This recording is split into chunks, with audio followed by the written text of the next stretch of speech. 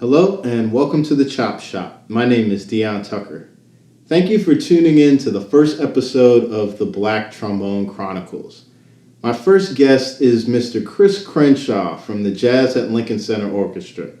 Now, Chris has some great stories and insights to share with us, so let's get to it. Brother Crenshaw, Brother Tucker, how you doing, man? what's going on? I'm good, man. How you doing? I'm doing excellent, man. I appreciate you coming on my first episode of the Black Trombone Chronicles. This is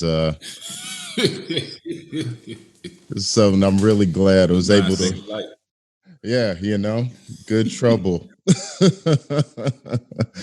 Yeah, man. I came across this idea when we were both part of that Black Excellence Trombone Choir, and just seeing all of us together, that just doesn't happen. You really don't see that many Black trombone unless it's marching band or United House of Prayer or something like that. But professional working Black trombone, it just kind of blew my mind.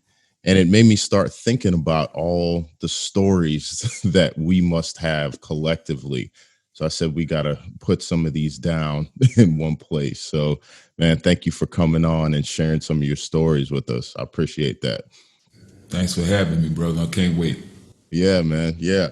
So why don't you start? For those of us that don't know, Chris Crenshaw is a member of the Jazz at Lincoln Center Orchestra. How long have you been with that group now? 15 years, man. 15 Wow. years.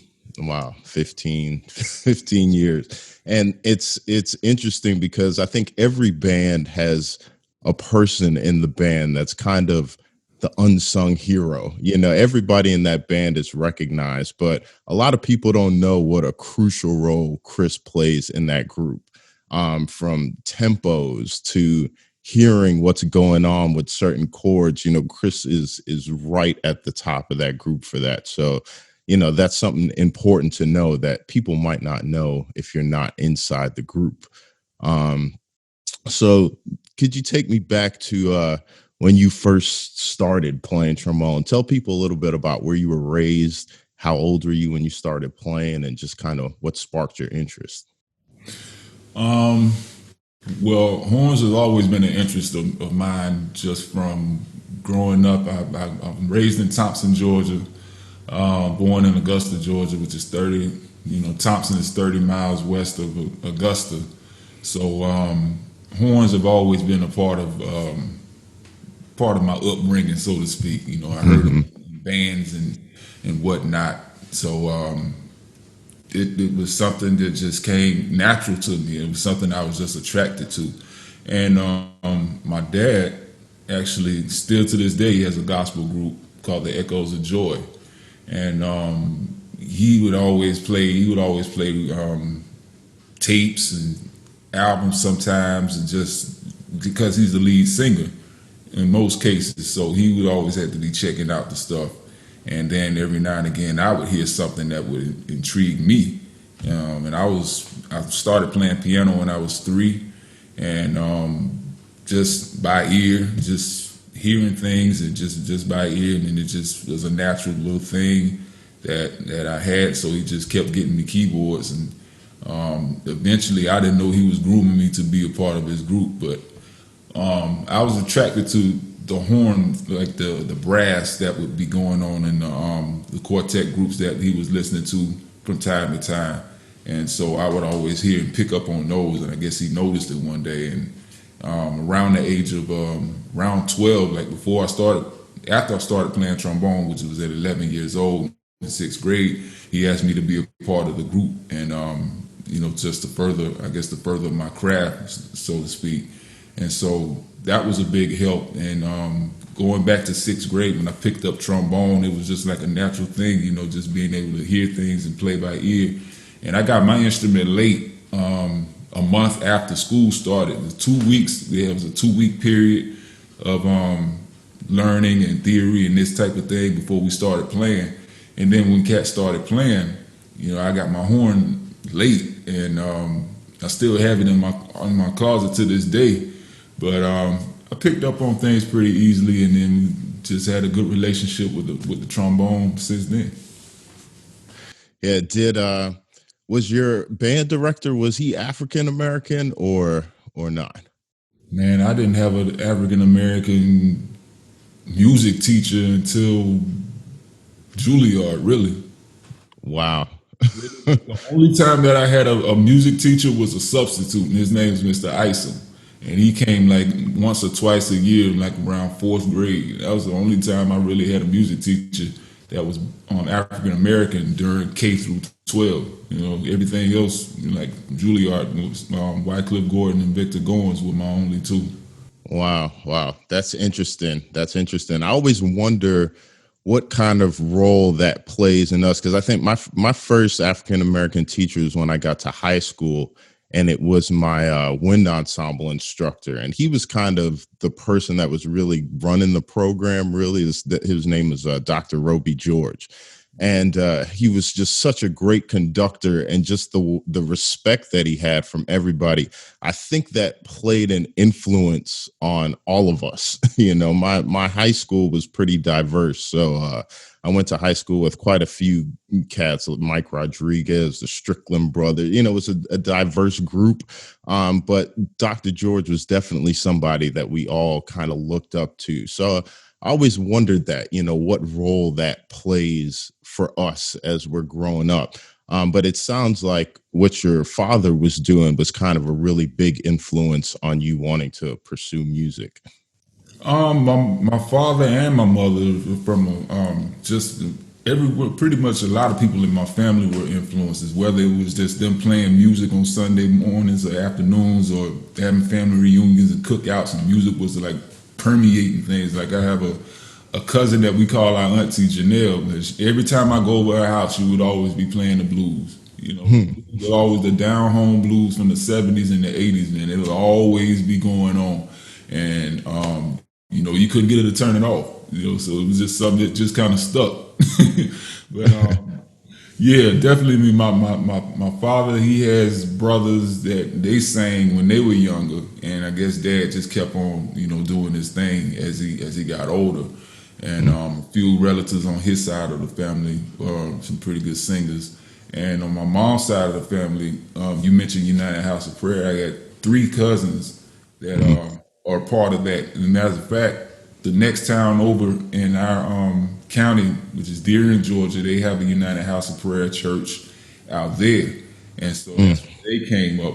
And a lot of my friends that were in school starting in 6th grade, some of them came over from Deering, but they went to UHOP over there. Okay.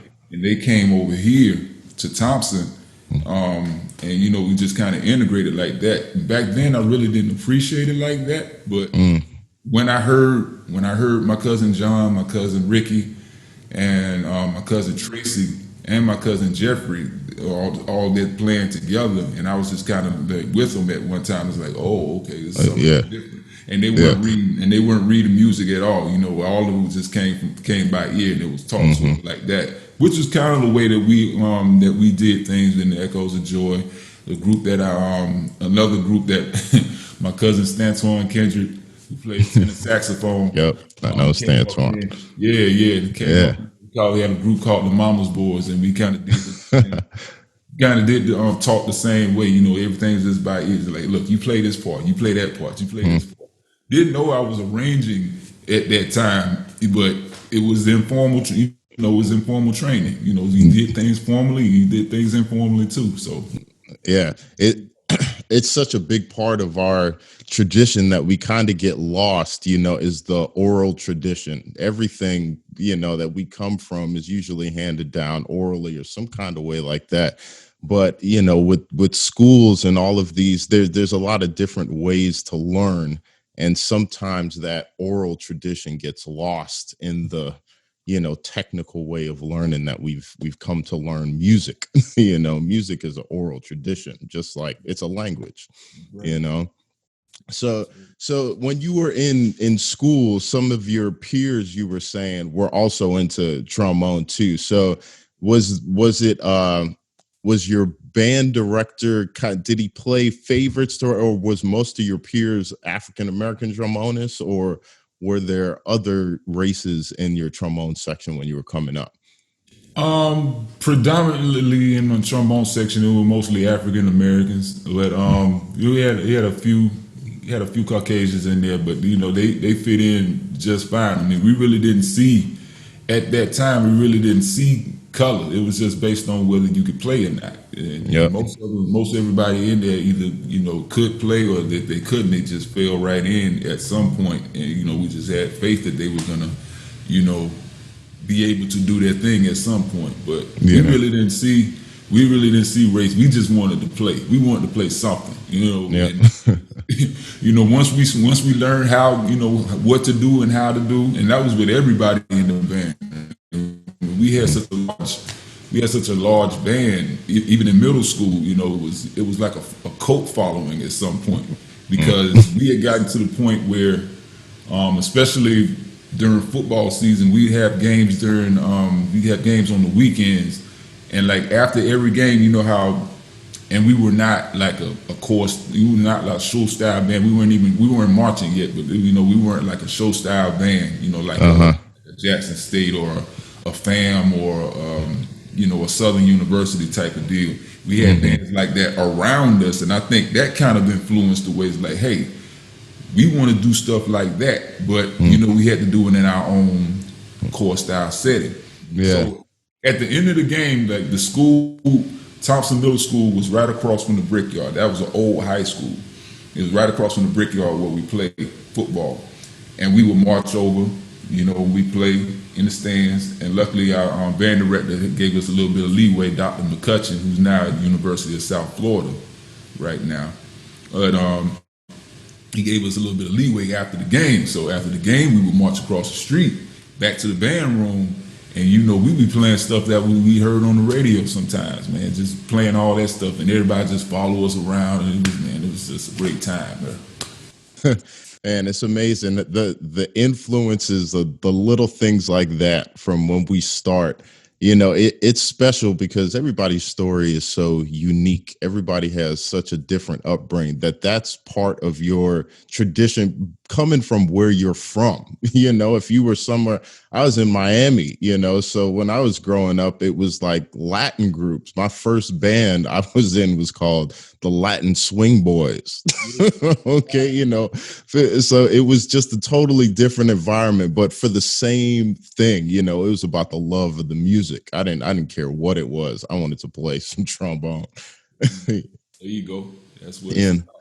And coming up in Thompson, man, it's just, I'm talking about Thompson like it's a big city. It's not big at all. Yeah.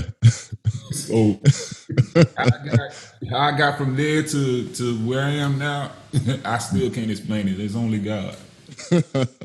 That's right. Well, you're right where you're supposed to be. So let's talk a little bit about how when you wound up in New York, you said was Juilliard the undergrad program that you went to?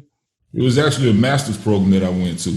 Okay. I was one of the first graduates, along with cats like Jerome Jennings, McClinty Hunter. I think Mike Dees might have been a part of that. Okay.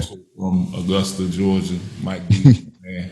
Yes, sir. I think who else? Sherelle Cassidy, Renee Cruz, Mayuko Katakura. A lot of those cats, they were the first ones to get a master's degree from the Juilliard School in Jazz Studies. Okay, so stepping into Juilliard, now I remember I was in New York. I remember when they were starting this program, and I was really excited that they were going to have jazz at Juilliard. But then immediately I thought, jazz at Juilliard, what is that going to look like? We know Juilliard is a prestigious institution for music in New York City. How are they going to mesh their jazz program with the traditions that were kind of already there? So tell me a little bit about your experience. You said you had your first two African-American instructors at Juilliard. So kind of tell me, what did it feel like being part of that first class and being African-American? So you were still in the minority at this point at Juilliard. So talk to me a little bit about that. Yeah, it was similar to an all-state or all-district situation where, you're used to being around a certain demographic. Like at middle school and high school, it was a mixed bag. And then when you got to an all-state situation or all-district situation, it kind of shrinks a little bit. So it's like you're wondering if you're doing the right thing or not. But then all of a sudden, when the music starts playing, it's like, yeah, you're in the right situation. So Juilliard was kind of like that, especially the first year, like the first few days.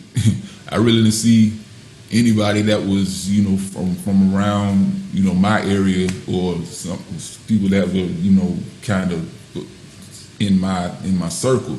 So I was still having to, find things out, still finding out how to live in New York City like that. But then some people started coming around, and I started noticing a few more of us was like, yeah, there's one, and then there's another, and another, and another, and another. And then all of a sudden you got another full circle of friends that you can relate to in a way. So I thought that experience was great. You get to learn.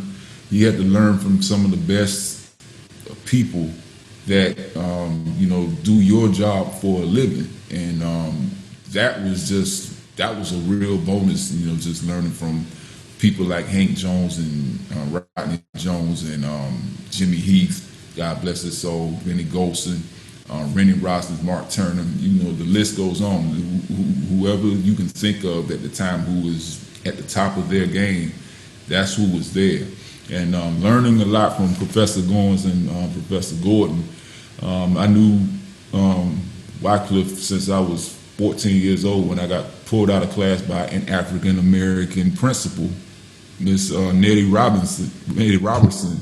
She pulled me out of class made the announcement. It's like, so please send Chris Crenshaw to the auditorium. And people looking in the class at me like I did something crazy. It's like, that's not an announcement that you hear ever. Right. So I went there, and Wycliffe Gordon, of course, was there, and he did his thing, and that's how I got attracted to the trombone. But then that relationship carried over. I met him again at Valdosta State University, where I got my undergrad degree. Had a 2-hour lesson before the gig actually happened. You know how he was. Yes. Chopper was all during the gig. But he was the one that kind of put that thing out. It's like, man, you should be in New York. And then from the next 2 years on, that was my sophomore year. The next 2 years, I was just had New York on my mind, just like back here, not up here, like back here. And then my trombone instructor, Douglas Farwell, who I thank God for, because he got me right, really, just facility-wise. It was 2 lessons a week. One was based on pedagogy, the other one was based on jazz. So shout out to Dr. Farwell. Yes. He was the one that planted it in my head, like, man, you should either, you should go to New York and, try this old JLCO, LCJO thing at that time. You should have it in your mind. It's like, okay, well, maybe it's like, okay, yeah, it was a goal, but it was still back here. But opportunity came while I was at the Juilliard school, preparing myself, because the way it is structured, back then, it was the Juilliard Jazz Orchestra, and it was based really on, it was like a farm system, if you will, in baseball for the Jazz and Lincoln Center Orchestra. So it was like people who were in the JJO were, groomed to be a part of the Jazz and Lincoln Center Orchestra. But it ended up that I was the first one to be in there full time. And this is after my first year, so I still had another year to go. It was like, wow. I need to complete school, but it was like, hey, you got this gig. That's right. At the same time, That's right. It's funny hearing you say that story, because we're roughly around the same age, and one of my goals when I was moving to New York was to be in the Jazz at Lincoln Center Orchestra. That organization is just something to look up to, especially if you're a young musician. And at the time, the section was, I think it was Wayne Goodman, Wyclef, and Ron Westray. Yes. So I did this thing called the Grammy Band, and we came to New York, and I met those guys. It was at the time they were doing Blood on the Fields, and they took us to that concert. Right. And I took a picture with Wyclef and Westray, and I was like, one day this is my goal. I'm going to be in this section. That didn't really happen totally like that, but that was my big motivation for moving to New York was Wyclef and Ron Westray. And I remember both of them being gracious to give me their phone numbers, call me up, and long conversations before I came to New York. I remember Westray, he gave me about a 6-hour lesson the first time I came to New York. Just come to the crib. 6 hours later, I was like, said every day, that's how you shed. It was like you said, it was those cats just groomed me, to get me ready for what was to come, and fortunately many years later, I have had the opportunity to play with the orchestra quite a bit, and it's always a blessing playing with you guys, man. It's such a killing group and just makes you step it up, always making you step it up. Look, man, when you get people like yourself, man, and I remember you, I remember seeing your name on Eric Reed's album, Happiness. I remember seeing you played on a couple of tunes on that album, and I still listen to it to this day, man. It's like a web, you see these names, like I knew Eric from Marcus's first album, Marcus Prentup's first album, Song for a Beautiful Woman, another Georgia guy. And he said Westray, shout out to him, Columbia, South Carolina, 100 miles down the road from me. That's right.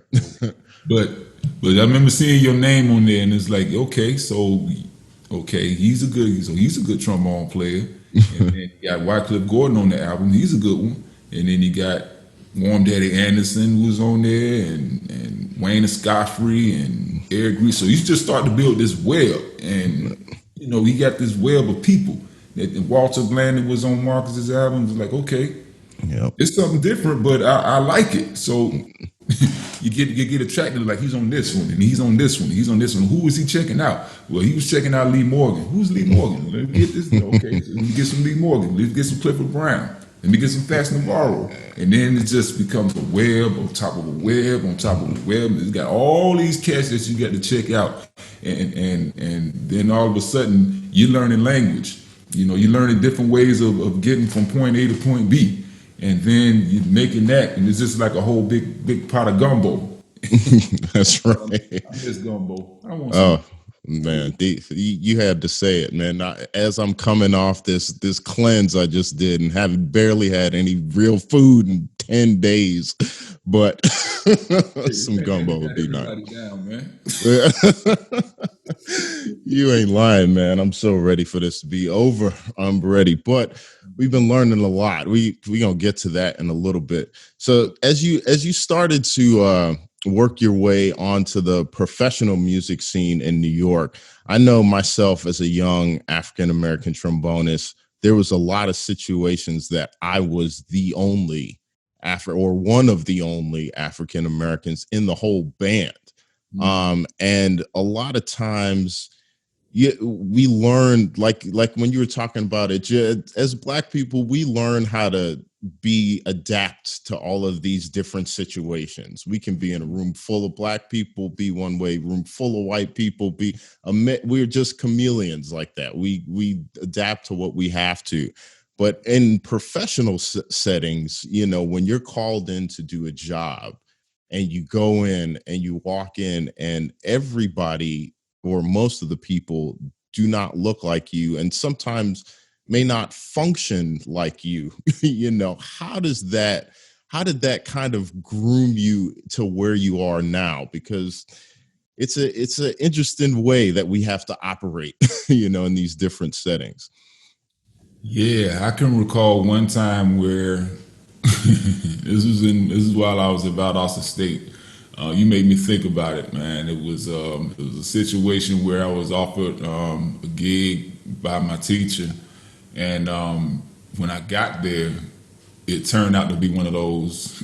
How can I put it? It turned out to be one of those Dixieland gigs, and I walked up. It was outside, and I wasn't really naive, but I knew something was up with it. It's like, okay, walking in, I see the American flag, but it's like a tinge of that other. you know, It got the curve in it, that other, Yeah, yeah, stars and bars type of contingent things. So yeah, I'm like, okay, let me be as professional as I can. I'm not thinking this out loud, but it's just like, okay, let me just get through this. And the situation like that comes up, I'm not gonna do it because I got to maintain my principle. It's a certain type of thing that the way that we came up, and if we go in and if we're ignorant to the situation, that's one thing. But if you know and you still accept it, then it's like a way that like in some genres of music where you call it selling yourself. You're selling yourself out yeah, just for the almighty dollar. yeah. And in the long run, it's not going to get you anywhere but just some heartache and pain.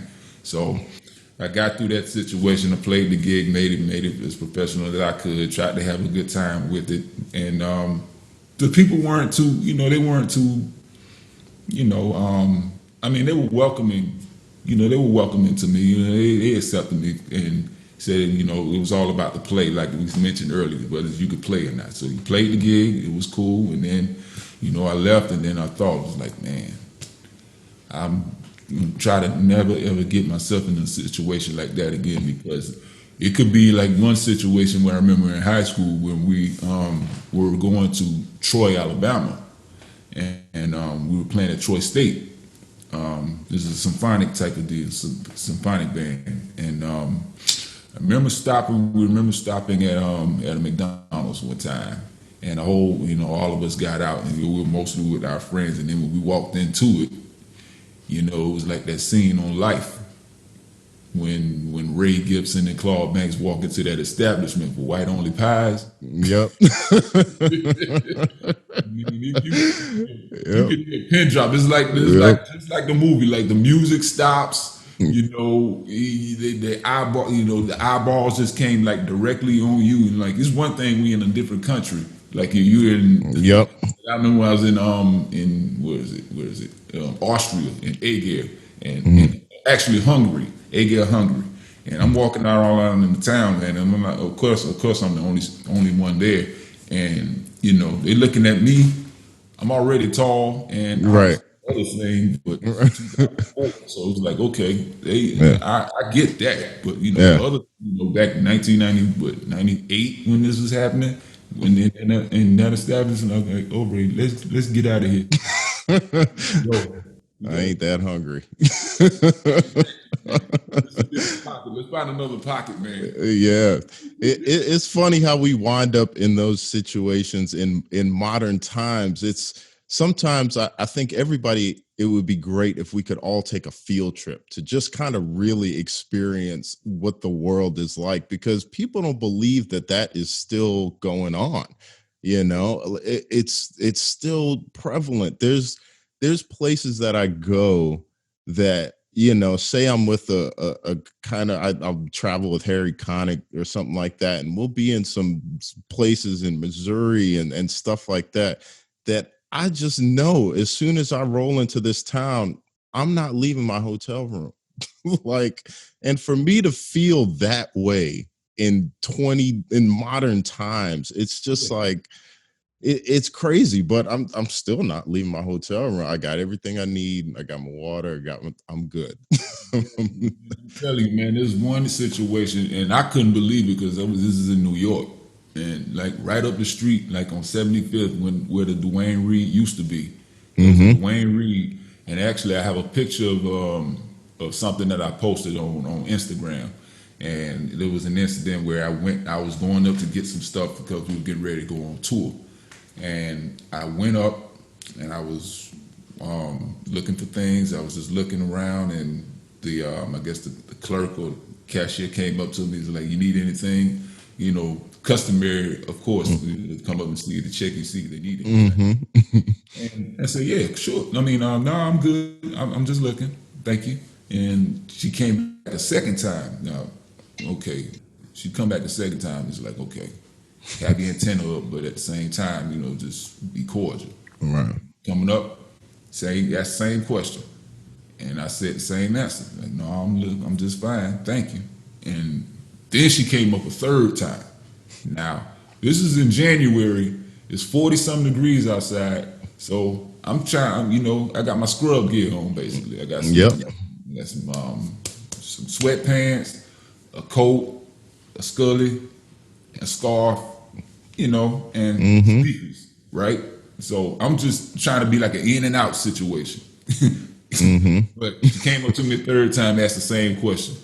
And then I had to just have a woosah moment, just in my head. It's like, woosah. It's like, don't come off like that. And then I just flat out asked her, do I seem menacing to you like that? And she's like, no, you don't seem menacing to me. And then like seconds later, could be shoplifting. And then, that same look, right? So I put everything back. And her supervisor, who was African American, was checking out the whole thing, from a distance. And so I put everything back. I saw the supervisor from the corner of my eye. She was shaking her head. Went down, went back to the hotel. It was like, okay, let me make the best of this situation. So I changed my clothes, right? So I put on stuff that's a little bit more civilian. I changed my shoes. I took the scully off. I had my scarf. I still had my coat, but I changed my pants. I went back, got my same stuff, rung it up to the same cashier. Had no problems. Nothing. And I walked and I came down the escalator, and the supervisor was going up the escalator, and we just kind of like met like right in the middle, right? And we were shaking our heads like this in approval. And then I said, no problems this time. And then we both laughed. So. Man, it's so fun. The little micro things that happen all the time is what people don't understand. You reminded me of a story. I was somewhere in Missouri, and I had to go to a CVS. When we're on the road, you got to go to CVS. You got to get your little stuff, right? So I walked down the street. This was, I leave the hotel, and kind of catty corner to the hotel was like the courthouse, in this little town we were in. And there's a CVS, maybe quarter mile down the road.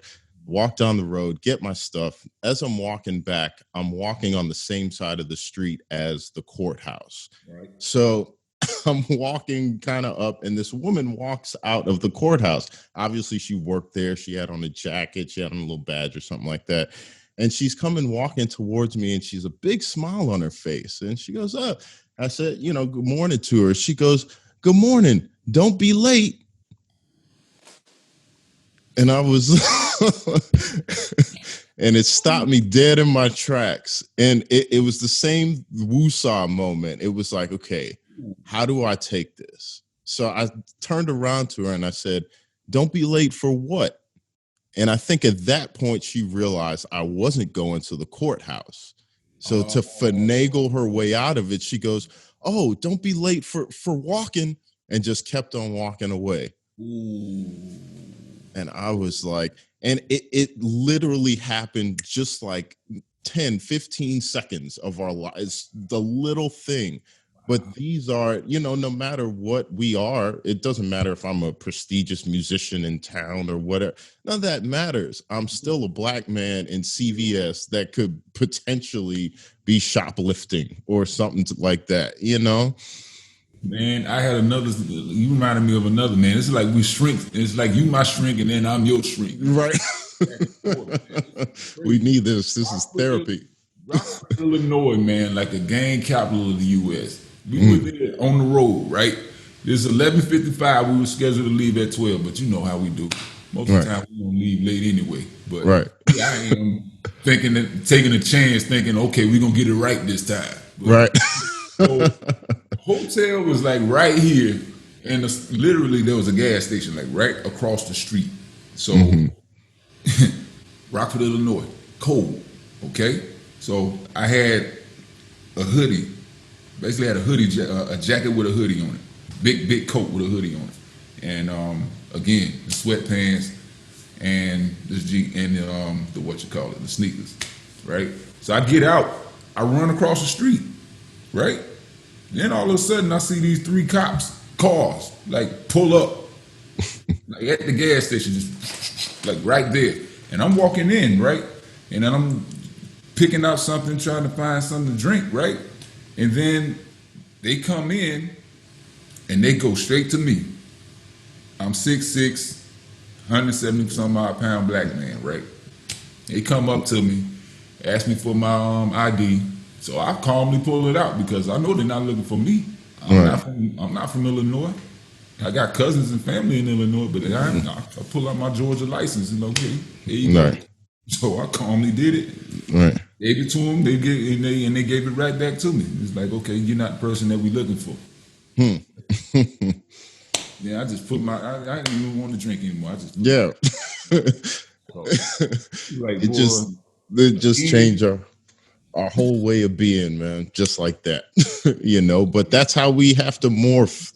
That's how we navigate life. And these are the little things that I think a lot of people don't necessarily realize. They see us on the stage, they see us presented well, they see us in the lights and everything looks good and we're playing. And but once we leave the stage, we still are black people, regardless of how good we play the trombone, we still got a whole nother thing to navigate, You still got to go back to those things that you was taught when you were young, like 10 and 2 on the steering wheel and never ever run for anything if you don't have to in public places, stuff like that. So we have to go back to those things, man. It's funny. My first encounter with the police was me jogging and they asked me what I was running from. Yeah. What are you running from? I was like, I'm just jogging. I was like 13 years old or something like that. And at that point, I was like, oh, okay. Like, it's real. Ever since then, the antennas stay up. Yeah. Speaking, so with all of these situations we're talking about, and we're obviously in a current state, as we speak, we had the Breonna Taylor situation yesterday. We still are looking for the same things we've been looking for far too long. How does that play an effect on you just as a musician? Like, how do you feel different right now? I know we all have these different points of history we're in, and our heroes went through similar stuff. I know it came out in their music. How are you feeling right now with this current state of being we're in? Boy, 65 years to the day that Emmett Till's killers got acquitted. It's crazy. I didn't think we were gonna be still fighting this battle. As a 37-year-old man, and it's just crazy how I see this stuff happening. But then musically, it's like, okay, how can I make my point without, first of all, acknowledging what the cats did in the 60s, like the Freedom Riders and the Trains and the Art Blakeys and all of those folks that did so many great protest songs and this, that in the 60s and in the 70s as well. Gary Bartz comes to mind for me when I think about that type of deal. But it's like, how can I make my own version of that? It's gonna come out somehow, some way, whether it's in my improvisation or whether it's in my writing. Because one day I was writing some things, and it's like, dang, it's like since then I got to add even more to it. Because I was writing a tune, just based on the syllables of the people who have, been unfairly treated by police or unfairly killed by police, or just in other extenuating situations. So it was just like, man, I got to add more names now, because and this was August I started writing, early August, and since then there's even been more situations where injustice has happened.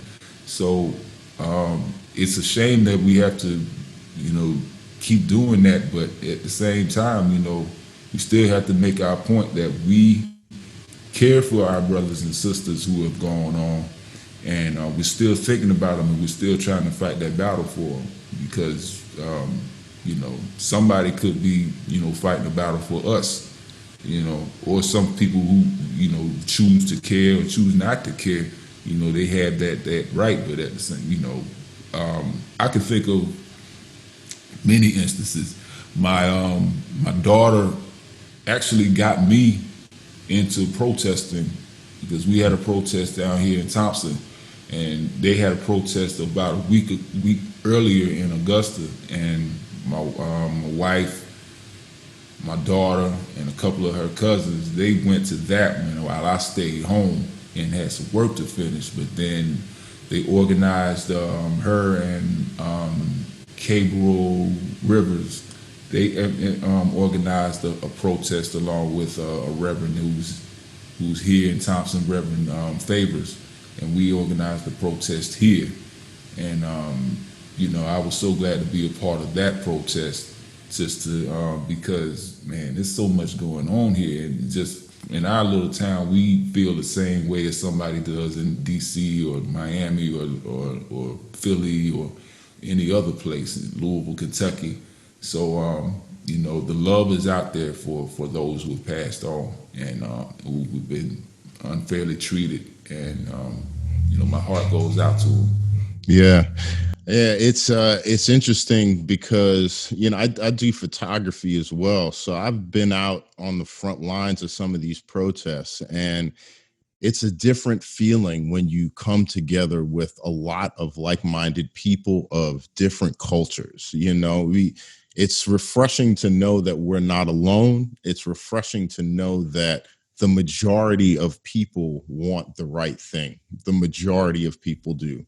You know, and it's nice to just kind of put that energy in one place. You know, it's something we experience as musicians when we come on the bandstand. We all put our energy together for one cause, but just something about being next to a stranger, you know, and seeing people's tears and seeing people's frustration and anger, it kind of reinforces the way you feel, so you don't feel alone, you know, and you just know that you're not alone in this fight. You know, that's really important to know that we're together in this.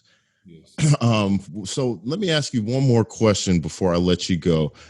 What advice would you give to a young up and coming African American trombonist or trombonist of color, just to kind of navigate their way through this ever-changing music scene? You know, it's different from when we were coming up to what they have to deal with now, but there's a lot of the same things that they're going to have to deal with that we dealt with. So what advice would you give to anybody out there that wants to pursue music and might find themselves in this field? Yeah, especially for, I mean, you talk about the labels of a black, you know, African American or whatever you want to call yourself, and like the most disrespected person in this world. I've heard, you know, LeBron said it the other day. You know, the most disrespected is the black woman. So I kind of put us in that same kind of category. The black trombonists. I kind of put us in that category. I mean, trombonists are already disrespected in the band, so to speak. True. And then, you know, you just happen to be African American. Okay, there you go. But to that, I say be yourself, keep improving yourself, and keep working on yourself. And as an opportunity, like Dion talked about being in, you know, a Latin band when he was coming up in Miami, you know, opportunities may come. So something that my Dr. Farwell always told me, a chance to play is a chance to play. So find opportunities for yourself, create opportunities for yourself.